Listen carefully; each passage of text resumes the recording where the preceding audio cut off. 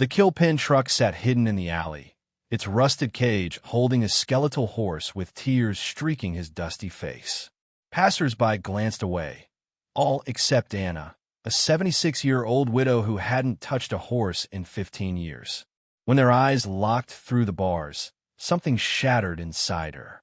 "I see you," she whispered to the broken creature. What happened next would defy every rule of logic, age, and despair. With just $32 to her name and neighbors calling her foolish, Anna embarked on an impossible mission: to outbid slaughterhouse buyers for a horse branded worthless. Her journey, through icy fields, skeptical townsfolk, and her own buried grief, reveals how one fragile act of courage can resurrect two forgotten souls. This isn't just an animal rescue. It's a profound lesson about late-life redemption, the quiet power of persistence, and how saving another can heal the deepest wounds in ourselves. By the end, you'll believe in second chances, no matter how old you are. Before we dive into the full story, let us know in the comments where you're watching or listening from. If you've ever felt too old to make a difference, this story is for you. Grab tissues, smash that like button, and don't forget to hit subscribe and join Anna's impossible quest. Comment Sparrow below if you believe love has no expiration date. Your support motivates us to share more impactful stories. The late afternoon sun hung low behind the hills, casting long golden fingers across the cracked sidewalks of the old neighborhood. A breeze whispered through the trees lining the streets, brushing against weathered signs and rusting gates. Anna Reed walked slowly, her cane tapping against the pavement in a quiet rhythm. Her breath clouded faintly in the chill of late October. She wore a coat that had outlived its label, faded olive wool, worn soft over decades. Its sleeves sagged slightly past her wrists, and the buttons no longer matched. Her boots bore the weight of years, creases deep across the toes, soles dulled by distance. She moved with deliberation, not frailty, like someone used to walking alone. In her left hand, she carried a cloth bag with 2 apples, a can of soup, and a packet of seeds she hadn't planted in years. She told herself she might this time. Spring would come, wouldn't it? She passed the old florist's shop, now boarded shut, and paused at the alley that cut behind the merchant's quarter. Something caught her, not a sound exactly, but a feeling like being watched. She turned her head slowly, eyes narrowing beneath the brim of her knitted cap. And then she heard it, a soft, throaty sound, almost like a sigh, but heavy, aching, drawn by instinct. She stepped into the alley, lined with crumbling brick and a sharp scent of rust and hay. A truck sat there, squat and faded, its paint peeled by sun and time. At the back was a welded cage, the kind used to transport livestock, bolted shut with heavy locks. Inside, just one horse alone. He was small for a horse, or maybe just withered by exhaustion. His coat had once been done gray, but now it was stained with travel and time. His mane hung in long, tangled strings, limp across a narrow face. He stood with his head lowered, ribs showing like the worn ridges of a forgotten book. But what stopped Anna in her tracks was his face. His eyes were wide, wet, and full of something she hadn't expected. Tears. Tears streaked the dust on his face. His dark, deep eyes locked with hers through the bars, haunting and human. Not wild, not angry, just waiting, watching as if he had seen her in a dream and was startled to find her real. Anna felt her throat tighten. I must be imagining this. But her feet wouldn't move. For a long, still moment, they stood like that, the old woman and the horse, separated by bars and years and the aching weight of silence. His eyes searched her face, not begging, not pleading, just quietly expecting. Something flickered in her chest, a breath she hadn't taken in years, a grief she thought long buried. She stepped closer to the truck. Her hand reached up slowly, touching the metal bars, cold against her fingers. "Why are you alone?" she whispered. He didn't answer, but he blinked slowly, and she thought she saw his ears twitch at the sound of her voice. Tears still clung to his lashes. Her heart, so used to its own loneliness, cracked just slightly. She had seen things: burials, bankruptcies, the hollowing of farms and families. She had watched the world keep turning while her world quietly stopped. Her husband, Harold, passed away 13 years ago. Her son, Michael, moved to the coast and rarely called. His life swept up in the business of not remembering. She'd sold the last of their horses when she turned 65, telling herself it was for the best. She hadn't touched a horse since. But this one looked at her like he knew, like he saw all of it. A voice startled her. "Ma'am, you shouldn't be back here." She turned sharply. A man emerged from the shadows near the building, mid-50s, cap pulled low, arms crossed, eyes guarded. "What is this?" she asked, her voice brittle. "Private property," he said. "That horse is none of your concern." "Where's he going?" she pressed. "Doesn't matter," the man said. "He's being picked up tomorrow. That's all you need to know." "He's just a baby," she said, almost to herself. "Old enough to ship," the man said flatly. Anna looked back at the horse, her palms still against the cage bars. The horse's head dipped slightly, but his eyes stayed locked on hers. She remembered the last mare they'd raised, Pearl, sweet, gentle, who once followed Michael around the barn like a dog. He'd been 10 then, freckles on his cheeks, straw on his socks. He used to sit with Pearl after school and read to her. When the farm failed, they'd sold Pearl to a distant ranch.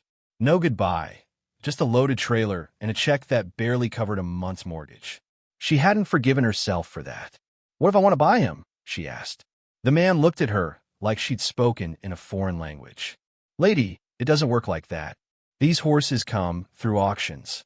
Contracts are set. That one's already spoken for."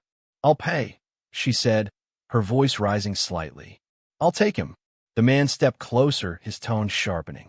"I said he's not for sale. Walk on." But she didn't. Not yet. She turned back to the horse. He hadn't moved, just stared at her like a mirror. "I know what it's like," she whispered, "to be caged in silence, to be forgotten, to wait and wait for someone who never comes." The wind moved through the alley like a sigh. The horse blinked slowly, tears still fresh in the hollow below his eyes. She swallowed, her voice trembling. "I see you," she said. "I see you." And with that, she turned and walked away, her cane tapping on the stone. But something had shifted in her chest. She would come back. She had no money, no plan, but she would return. Because in those eyes, she had seen herself. And for the first time in a long ordeal, that meant she couldn't walk away.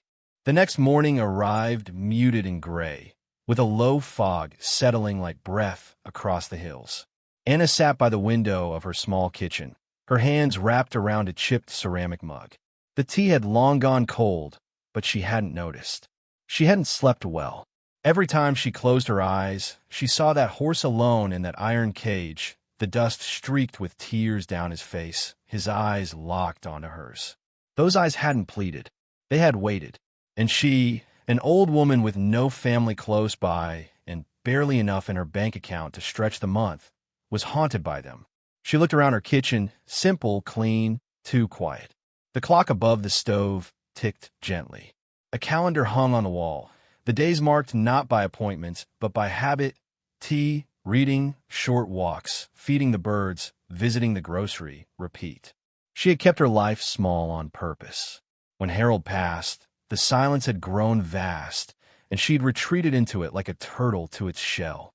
But that horse, he had knocked something loose in her. She set the mug down and stood slowly, feeling the familiar creak in her knees. She wrapped herself in Harold's coat again, tugged her cap low, and stepped out into the stillness. The streets were half asleep as she made her way back toward the merchant's quarter. The alley still smelled faintly of rust and hay, and the truck was empty now. Her stomach twisted. A voice startled her. "You're back." She turned. It was the same man from yesterday, the one in the cap. He leaned against the side of the building, arms crossed, watching her with quiet irritation. "I came to see the horse," she said. "Too late. Gone already." Her chest clenched. "Gone where?" "Transport's on a schedule. Early morning pickups to slaughter." He didn't answer, just looked at her for a long moment. "Ma'am, I told you yesterday, this ain't your business. These horses come from auctions. Contracts are in place. You can't just walk in and buy one out of turn. But someone could, couldn't they? She pressed gently. If they offered enough? He shook his head. You're not listening. We don't advertise these horses for sale. And even if we did, the buyers wouldn't like it. Nobody wants attention on this kind of thing. Anna took a step closer. So you hide it. You hide what's happening. He narrowed his eyes. I suggest you walk on, lady. His tone was still calm, but there was a finality to it that warned her not to push further. She turned slowly, beginning to walk away, but not out of defeat. Her cane tapped with quiet thoughtfulness. She stopped in front of a small produce stall nearby, where a short woman in her 70s was arranging baskets of apples. Her apron was dusted with flour, and her hair was tied back in a neat braid. The name stitched in her apron read Margie.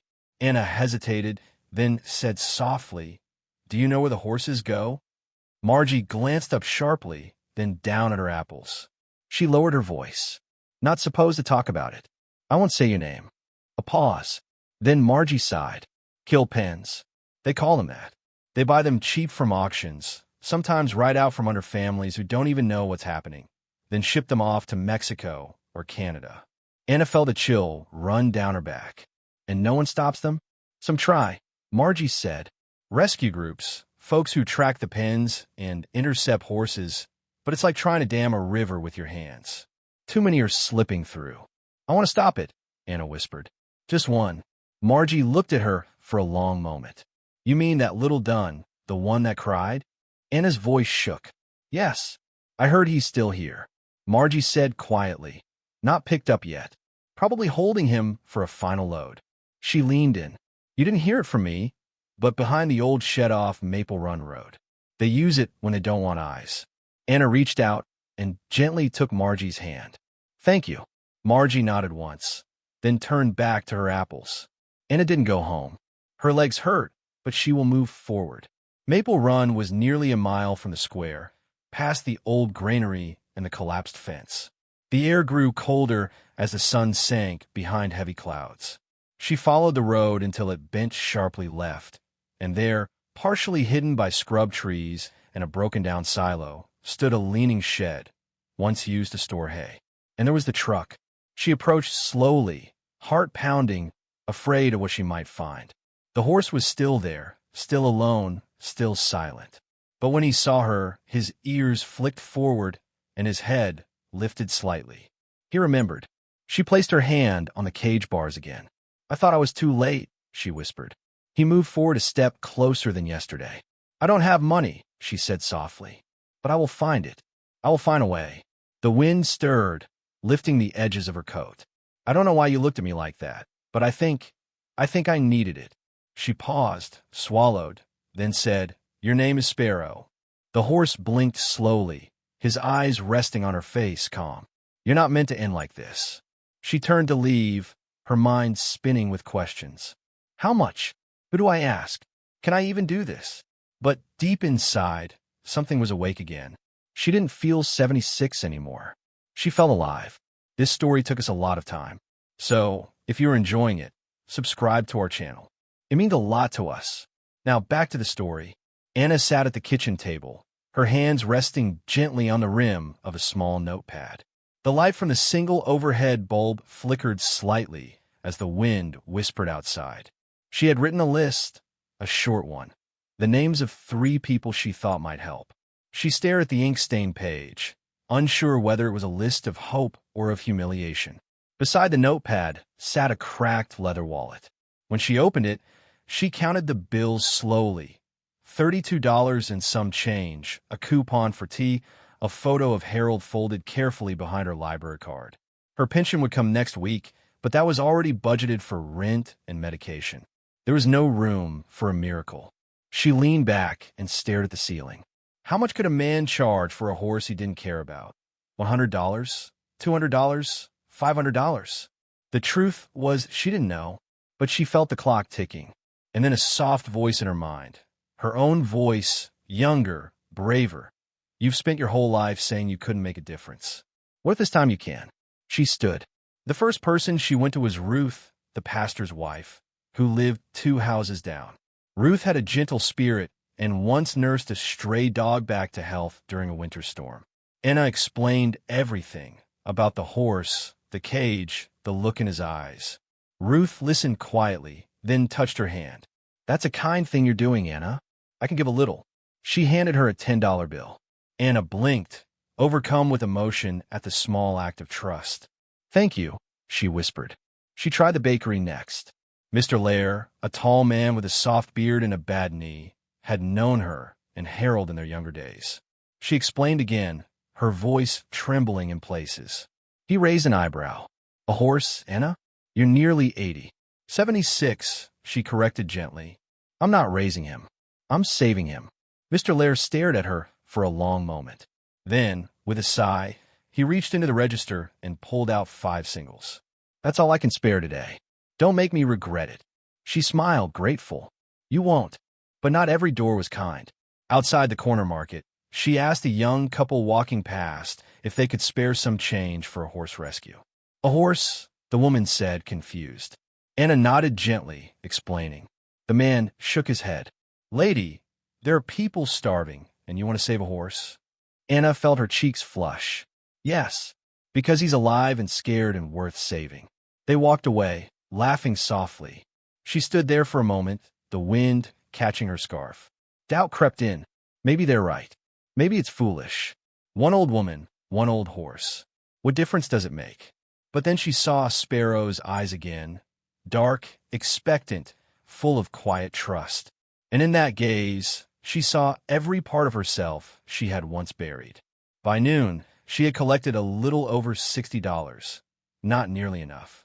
She sat on a bench near the old schoolhouse and stared at the bills in her lap. Her hands trembled slightly, not from age, but from being seen, from putting herself out into the world again, open and breakable.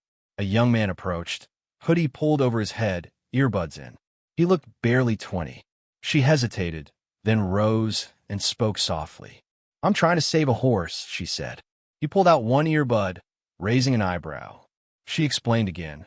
The cage, the tears, the quiet way the horse had seen her. The young man tilted his head. "That real? Or are you one of those scammers?" Anna's chest constricted. "It's real." He stared at her a moment longer, then reached into his pocket and handed her a $5 bill. "Don't make me regret it, Grandma," he muttered, walking away. She didn't take offense. She tucked the bill into the envelope, her fingers tightening with determination. In the library that afternoon, she found a teen girl behind the desk who helped her create a handwritten sign. "Help me rescue a dying horse." She added a simple sketch of Sparrow in the corner. The drawing wasn't great, but it was honest. The girl helped tape it to a donation jar and set it by the checkout desk. "I'll keep an eye on it," the girl said, "and I'll post it online. My aunt does horse rescue. People care more than you think." Anna blinked. "Thank you, sweetheart." She walked home that evening with her legs aching and her coat collar pulled tight. Her body was tired. Her hands were cold. But her heart burned with a fire she hadn't felt in years. As she reached her door, she paused. Across the hills, the sky had turned pink and lavender.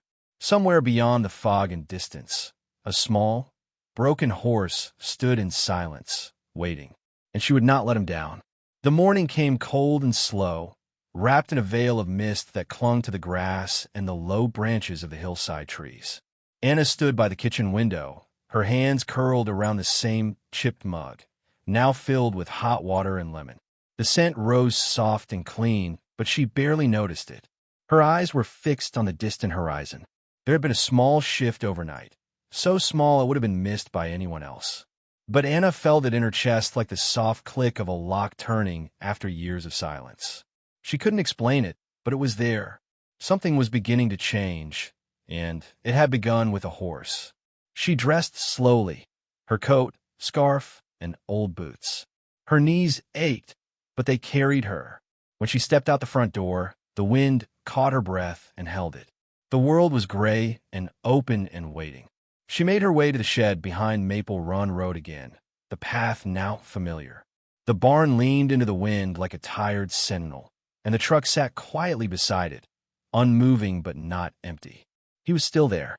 She stopped at the edge of the enclosure, and for a moment, she couldn't breathe. The horse, still thin, still trembling slightly, stood facing her as though he had been waiting all night.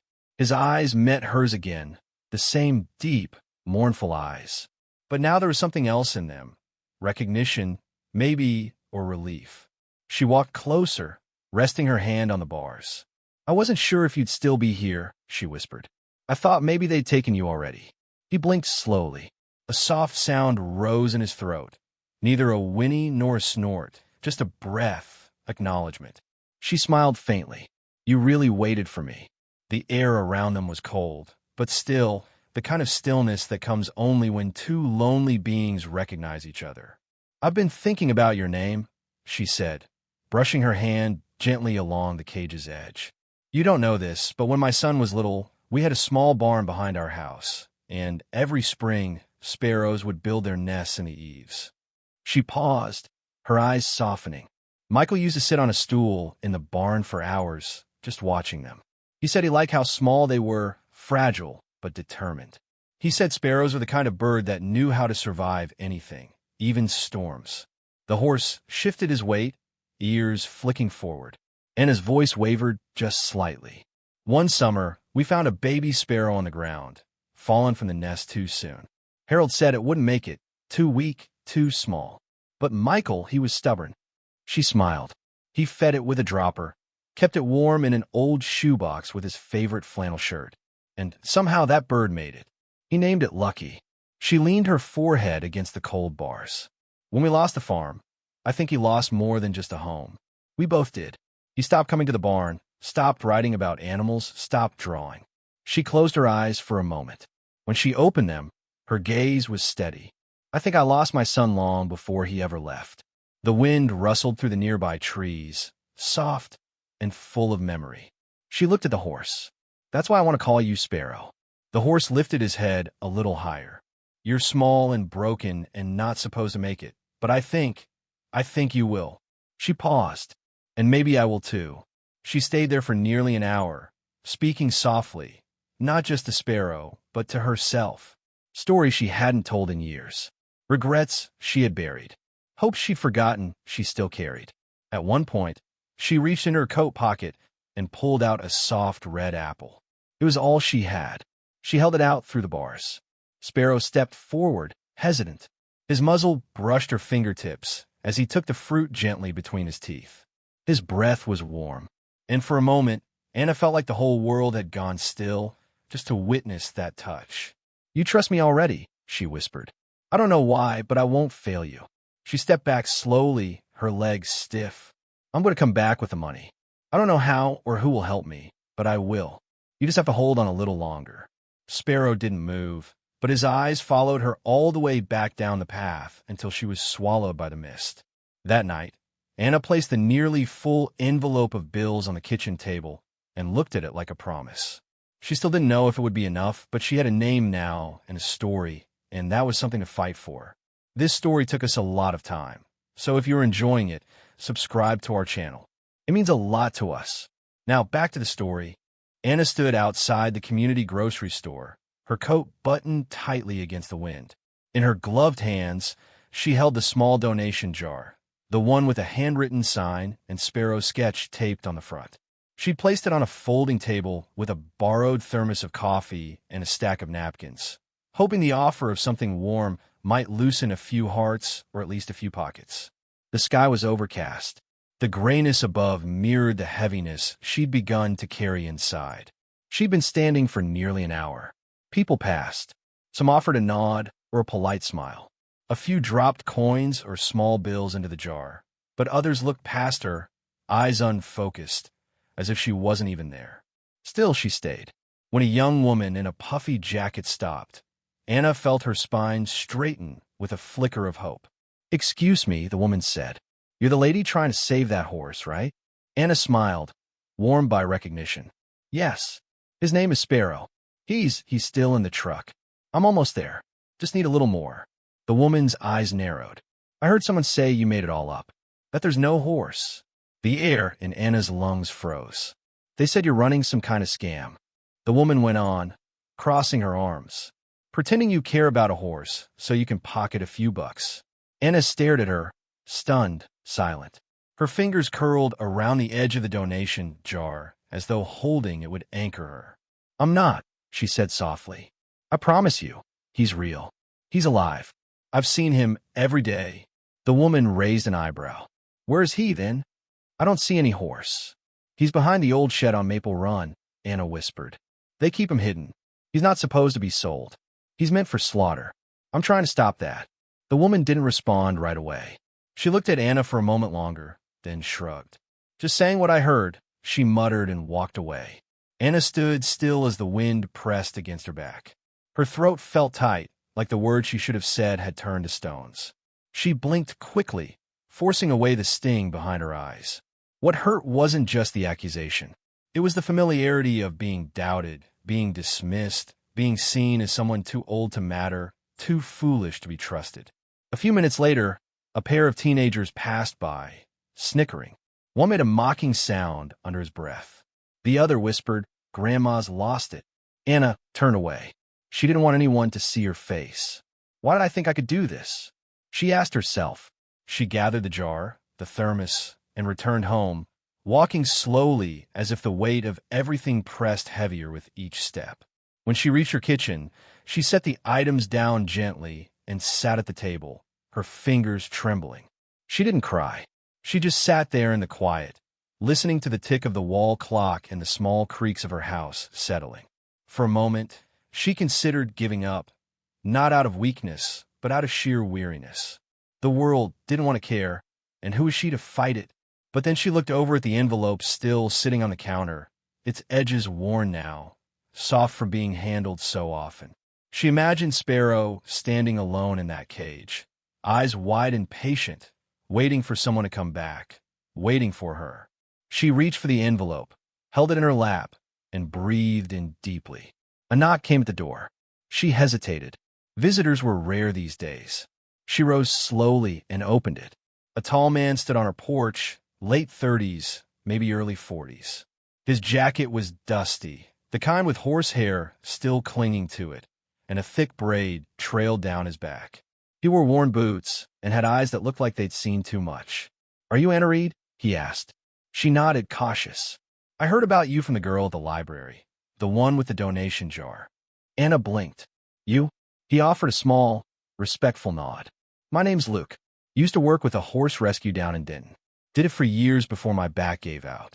Got a cousin who still does it, though." Anna opened the door wider, gesturing for him to come in. He stepped into the small kitchen and removed his hat. "I've seen kill pens," he said. "Seen horses that were days from shipping out, and people said it wasn't worth it to try. Too old, too broken, too far gone." Anna folded her hands. "I don't care how broken he is. He matters."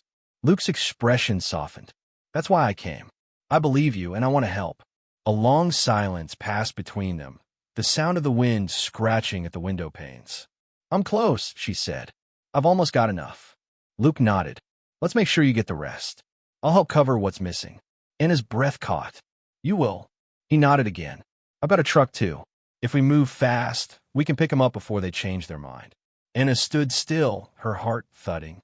She thought of all the people who had turned away, the laughter, the questions, the sting of being doubted, and now this. A man she didn't know reaching out to stand beside her. Her voice cracked. "Thank you." He smiled gently. "Sometimes it just takes one person to stand up first. The rest follow." She nodded, her eyes damp. "I've got the envelope ready," she whispered. "I've been ready." The morning sky was a pale, washed-out blue, with a thin line of gold stretching over the hills. The kind of morning that felt like it hadn't fully made up its mind yet, whether to rain or to shine. Anna stood on her front porch, the donation envelope tucked under one arm, and watched as Luke's truck rolled up the gravel drive. He stepped out and gave her a small nod. "Trailer's hooked. Got some blankets and an old vet kit in the back, just in case." Anna felt a flutter in her chest, an odd mix of dread and anticipation. Her hands trembled as she clutched the envelope tighter. "You sure they'll still let us take him?" she asked. Luke glanced at the sky. "They'll let us if we get there before the hauler does." She nodded, stepped down from the porch, and climbed into the cab beside him. The seat smelled faintly of hay and something metallic like old tools. As they drove, Anna stared out at the passing fields, tried to keep her thoughts from unraveling. What if he's not strong enough? She whispered, more to herself than to him. Luke didn't look away from the road. Then we carry him home, one step at a time. The shed on Maple Run looked smaller in the morning light, just a skeleton of timber and shadow. But the truck was still there, and so was Sparrow, standing alone in the cage, head low, body even thinner than she remembered. Anna stepped out before the truck had even stopped fully. Her boots crunched over gravel as she approached the enclosure. "Sparrow," she called softly. His head lifted slowly, struggling, but his ears flicked forward at her voice. Luke stepped beside her. "He remembers you." The man who'd guarded the pen before emerged from behind the shed, looking irritated. "You again," he muttered. Anna straightened. "I'm here to buy him. I brought the money." She held out the envelope. "It's all here. Every dollar." The man raised an eyebrow. "This ain't a grocery store." Luke stepped forward. "You gonna take it or not?" The man eyed him, then the envelope. There was a long pause. "Fine," he muttered, taking the envelope and counting it under his breath. "He's yours." Anna let out a breath she didn't realize she was holding. The gate creaked open. Luke moved into the cage first, walking slowly, his voice calm. "Easy now. Easy, boy." Sparrow didn't resist, but he didn't walk either. He simply stood, trembling. Luke wrapped a lead rope around his halter. "I don't think he can make the step down," Luke said gently. Anna stepped closer, her voice low. "Then we make it for him." Together, they guided Sparrow down the ramp, one hesitant hoof at a time. His legs wobbled like old fence posts in the wind. Anna's heart clenched with every step, afraid he might collapse, but he didn't. When he reached the bottom, Sparrow paused and leaned his head gently against her shoulder. The weight startled her, not because of its size, but because of its trust. She placed her hand on his cheek. "You're coming home." They got him into the trailer with effort, laying down a bed of blankets beneath his hooves. The ride was silent except for the low, steady rhythm of the tires on gravel and the creaks of the trailer, shifting with every bend. Anna kept glancing through the back window, her heart tight each time the trailer shifted. Luke finally spoke. "You're braver than most folks I know." Anna shook her head. "I'm terrified." "Doesn't mean you're not brave." When they reached her small house on the hillside, Luke backed the trailer up near the old barn. The structure had once been Harold's pride, a sturdy thing with wide doors and high beams. Now it sagged a little on the left side, and the paint had faded to soft gray. Still, it stood like she had.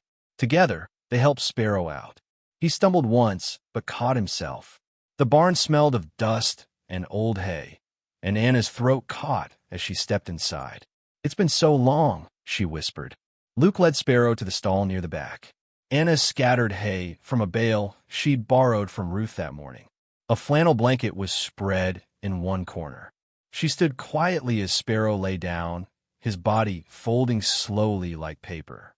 He looked exhausted, fragile, but he was here alive.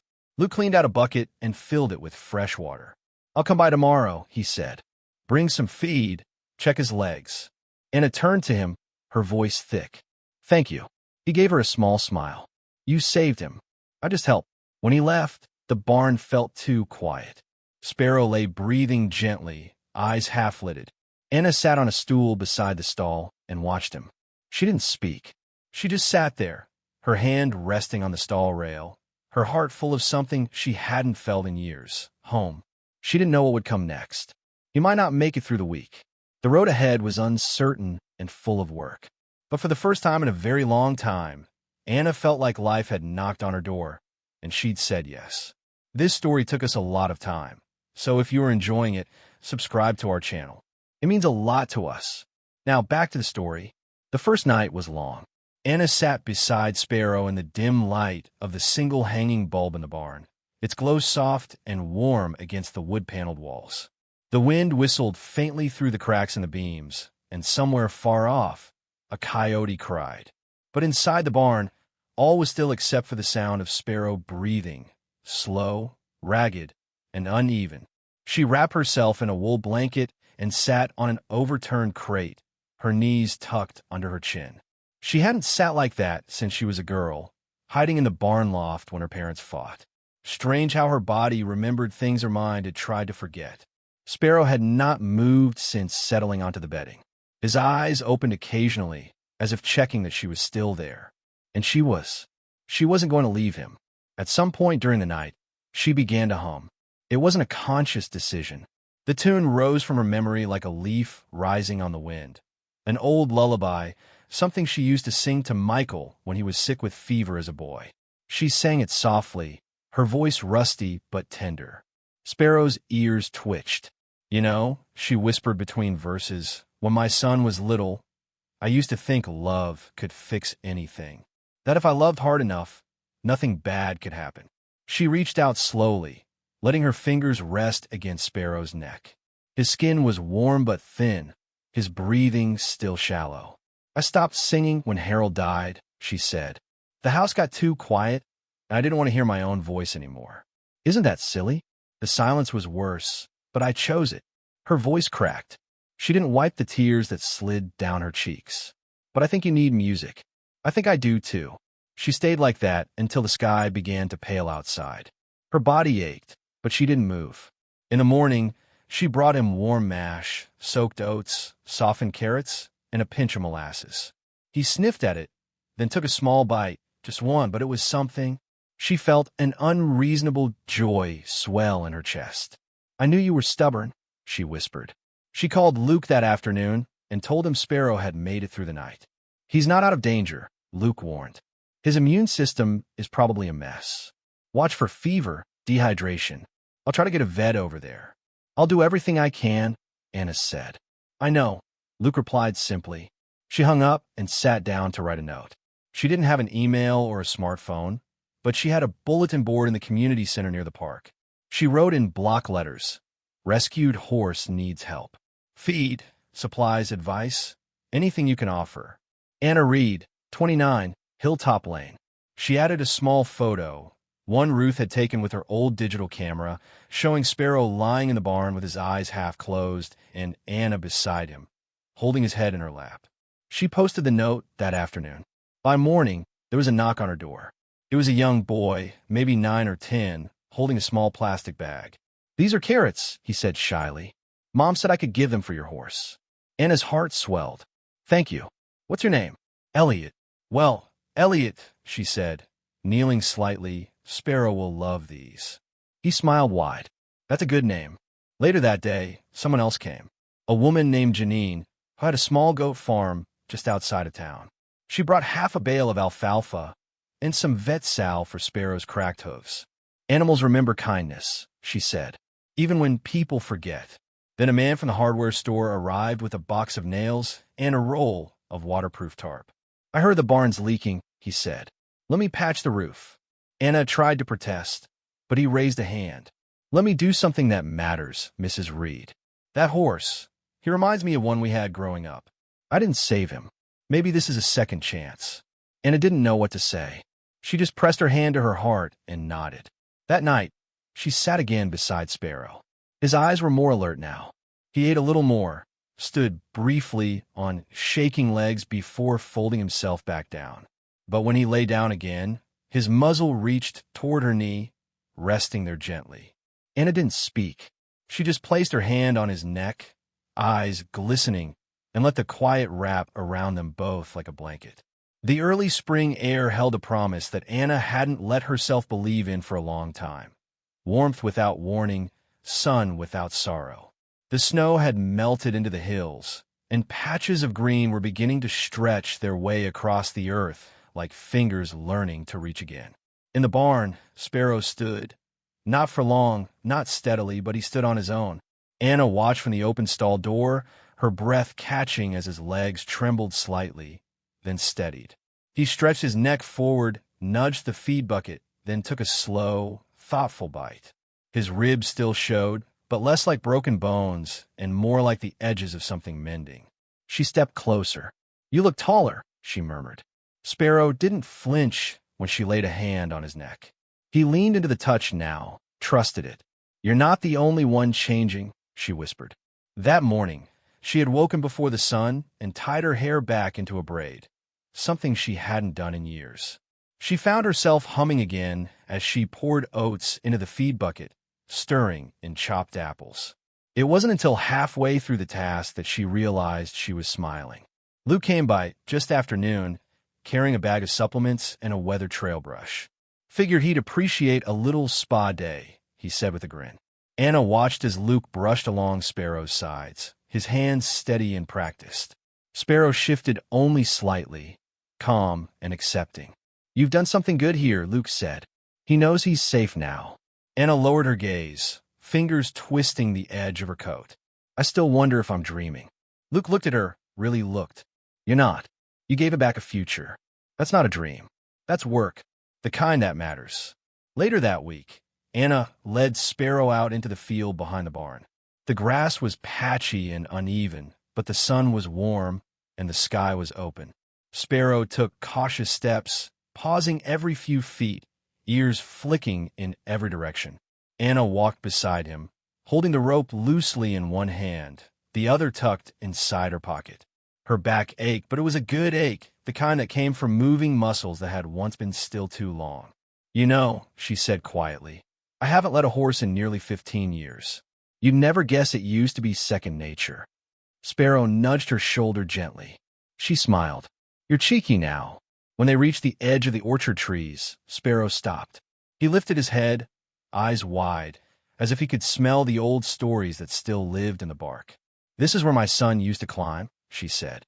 "There was one tree in particular, the third from the left. He carved his initials into it.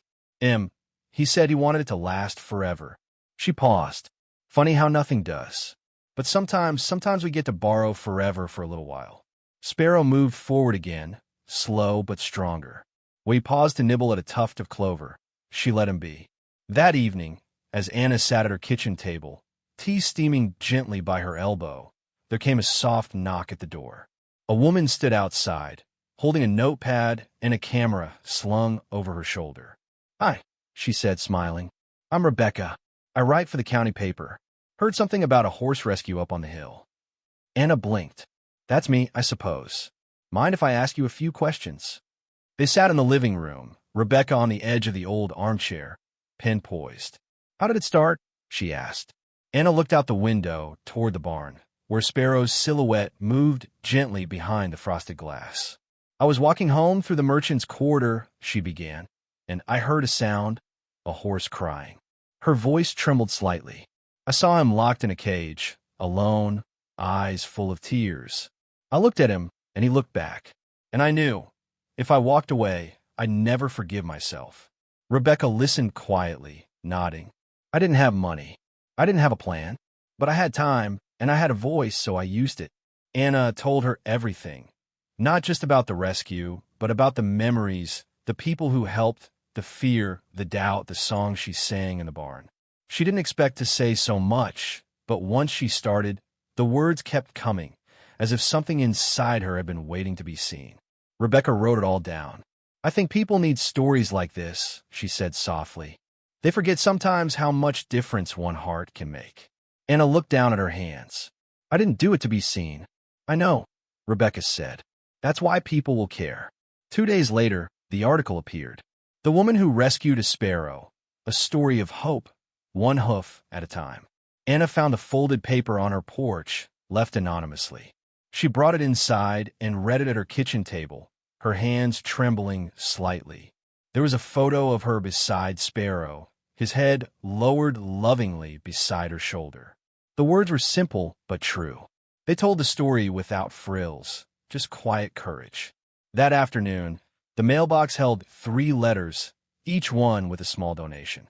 One had a handwritten note. "Thank you for reminding us to care."